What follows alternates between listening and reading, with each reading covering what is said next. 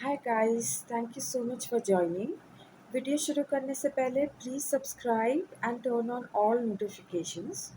ये video series है Evidence Act की। इसमें शॉर्ट नोट्स दूंगी जिससे it's very quick to revise at the very end, तो शॉर्ट में नोट्स होंगे, डिटेल में नहीं। पार्ट वन से शुरू कर रही हूँ। Chapter one, sections 1 to 4 preliminary है।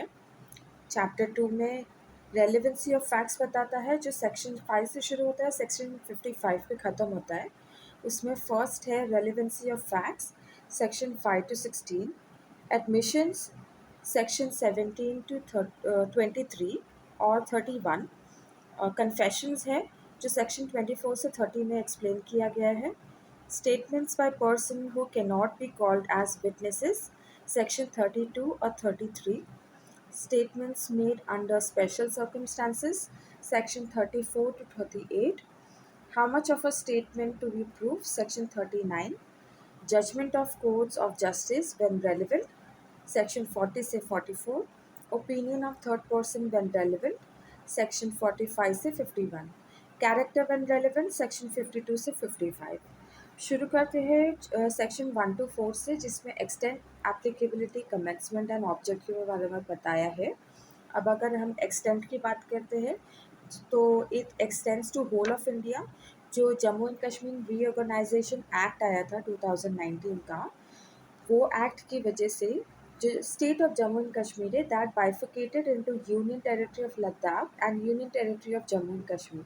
इसके बाद ये एक्ट सारे इंडिया पे, होल ऑफ इंडिया पे लागू होता है। Applicability of the Act, Evidence Act applies to all judicial proceeding in और बिफोर एनी कोर्ट। किस चीज़ पे अप्लाई नहीं होता है? कोर्ट मार्शल अगर हुआ है under Army Act, Naval Discipline Act, Indian Navy Discipline Act या एयरफोर्स एक्ट, उस पर लागू नहीं होता है। Also affidavits provided and presented to any court और ऑफिसर, उस पर लागू नहीं होता है। आर्बिट्रेशन प्रोसीजर पे नहीं लागू होता है, so proceedings before any arbitrator. अब जुडिशियल इंक्वायरी क्या होता है? If the object is to determine a jural relation between parties, उसको जुडिशियल इंक्वायरी बोलते हैं। Judicial proceedings, one in the course of which evidence is or may be legally taken on oath. ये CPC के section 2 sub section 1 में बताया हुआ है।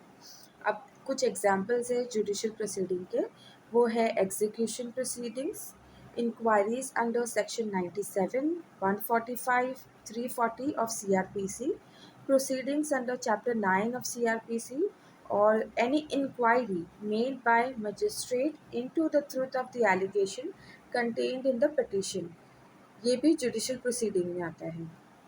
अब क्या चीज़ जुडिशियल प्रोसीडिंग में नहीं आती है?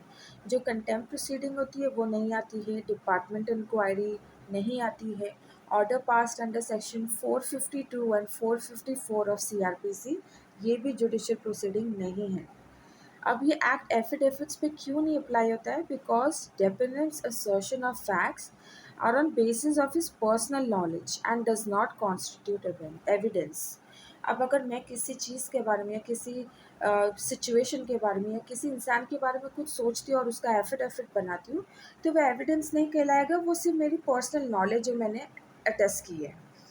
Arbitrator follow principle of natural justice but not bound to law of evidence.